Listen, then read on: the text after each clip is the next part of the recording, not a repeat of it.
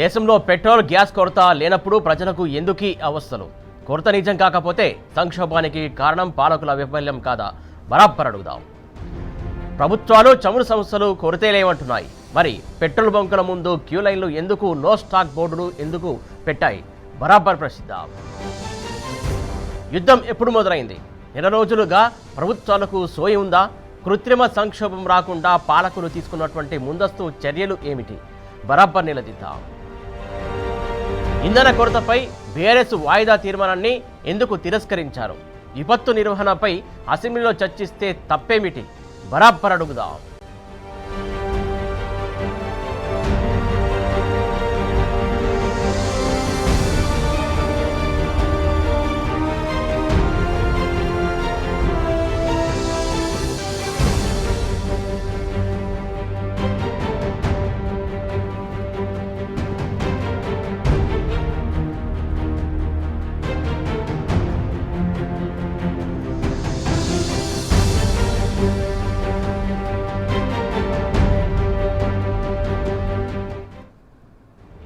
దేశవ్యాప్తంగా ఇంధన సంక్షోభంతో ప్రజలు అవస్థలు పడుతున్నారు. ఎక్కడ చూసినా పెట్రోల్ బంకుల ముందు కిలోమీటర్ల పొడవునా క్యూ లైన్లు దర్శనమిస్తున్నాయి. బంకుల దగ్గర ట్రాఫిక్ జామ్లతో నగర ప్రజలు నరకం చూస్తున్నారు. మరోవైపు గ్యాస్ కొరతతో ఇప్పటికే జనజీవనం స్తంభించింది. నగరంలో హోటళ్లు, టిఫిన్ సెంటర్లు, హాస్టళ్లు మూతపడుతున్నాయి. బస్తీలో చదువుకుంటున్న పిల్లలు తిండి కోసం తంటాలు పడుతున్నారు. గత్యంతరం లేక మళ్లీ పల్లెబాట పడుతున్నారు. అటు ప్రభుత్వాలు మాత్రం నిమ్మకు నీరెత్తినట్టే ఉన్నాయి. అసలు దేశంలో ఇంధన కొరత లేనే లేదంటున్నాయి.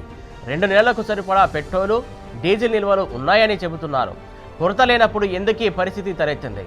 కొరత లేదు అన్నది వాస్తవం అయితే ప్రస్తుతం నెలకొన్న కృత్రిమ సంక్షోభం పాలకుల వైఫల్యం కాదా అని ప్రశ్నలు తలెత్తుతున్నాయి.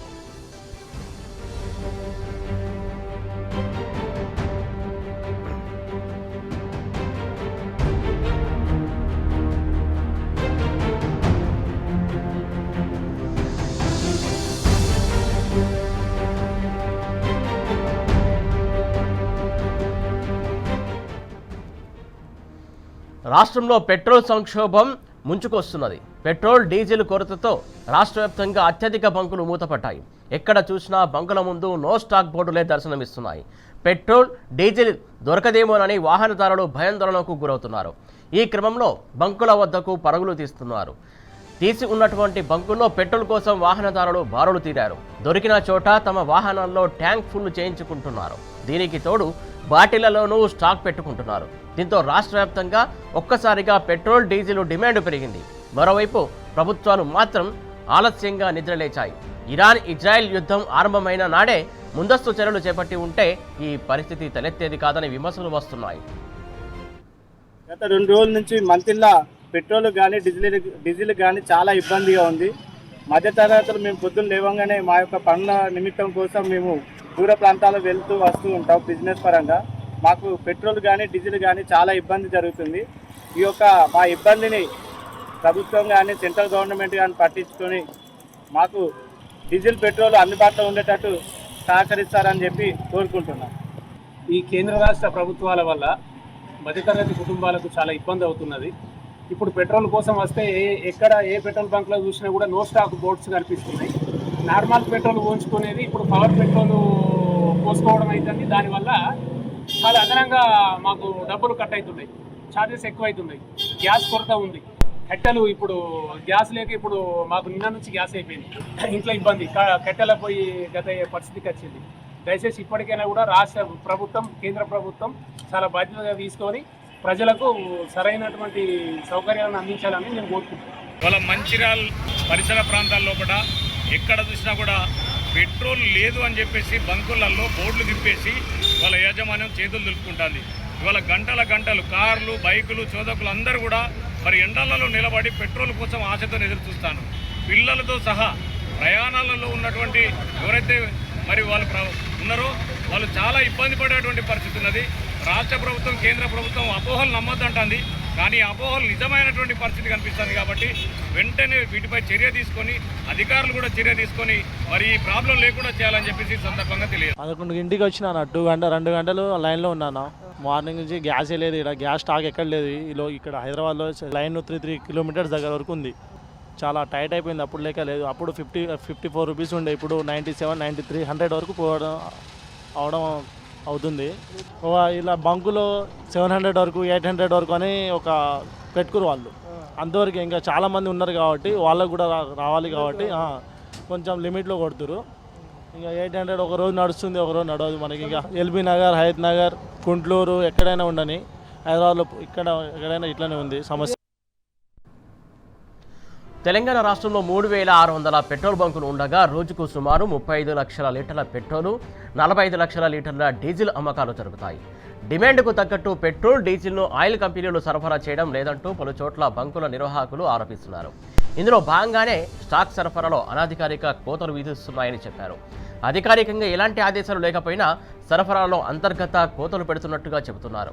ఒక బంకులో స్టాక్ పూర్తిగా ఖాళీ అయిన తర్వాతే సరఫరా చేస్తున్నట్టు తెలిపారు. ఒకవేళ ఏదైనా కారణాలతో అప్పటికీ స్టాక్ రాకపోతే బంకును మూసివేయాల్సిన పరిస్థితి ఏర్పడుతుందని చెబుతున్నారు.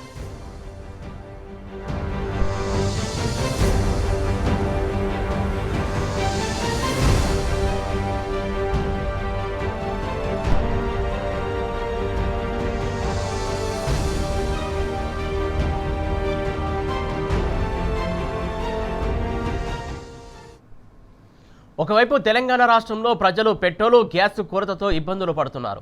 కానీ పాలకులు మాత్రం బాధ్యత లేకుండా ప్రవర్తిస్తున్నారు. ప్రజల పెట్రోల్ కష్టాలు తీర్చకుండా అసెంబ్లీలో కాంగ్రెస్ సర్కారు పనికిమాలిన అంశాలపై చర్చిస్తున్నది. పెట్రోల్, గ్యాస్ కొరతపై ప్రాధాన్యత అంశంగా చర్చించాలని బీఆర్ఎస్ వాయిదా తీర్మానం ఇస్తే ప్రభుత్వం పట్టించుకోలేదు.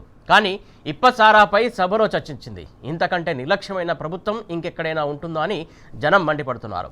ఒక పక్క ప్రజలు గ్యాసు, పెట్రోల్ సంక్షోభంతో యాతన పడుతుంటే సీఎం రేవంత్ రెడ్డి మాత్రం ఢిల్లీకి, కేరళకు చక్కర్లు కొడుతున్నాడు. కనీసం ప్రభుత్వ యంత్రాంగాలతో సమీక్షలు జరిపి ప్రజలకు భరోసా ఇచ్చే పనులు చేయడం లేదు. గుంపు మేస్త్రి నుంచి అటువంటి పనులు ఎక్స్పెక్ట్ చేయడమే అత్యాశ అవుతుందని జనం ఆగ్రహిస్తున్నారు.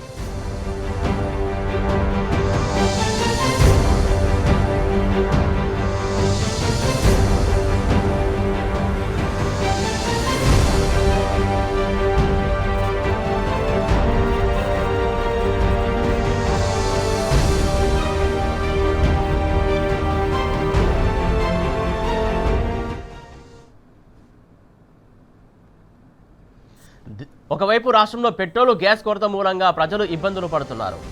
ఈ సందర్భంగా సీఎం రేవంత్ రెడ్డి జాతీయ మీడియాలో చెప్పినటువంటి మాటలు సోషల్ మీడియాలో వైరల్ అవుతున్నాయి. గ్యాస్ కొరతపై ఒక ఇంటర్వ్యూలో ప్రశ్నిస్తే రాతియుగంలోకి వెళ్ళమని సలహా ఇస్తున్నాడు రేవంత్ రెడ్డి. కట్టెల పొయ్యిపై వండుకోవాలని తన విజనరీ ఉపాయాన్ని జనాలకు సెలవిచ్చాడు. अभी पूरी दुनिया के सामने, भारत के सामने एक बहुत बड़ी ग्लोबल क्राइसिस है.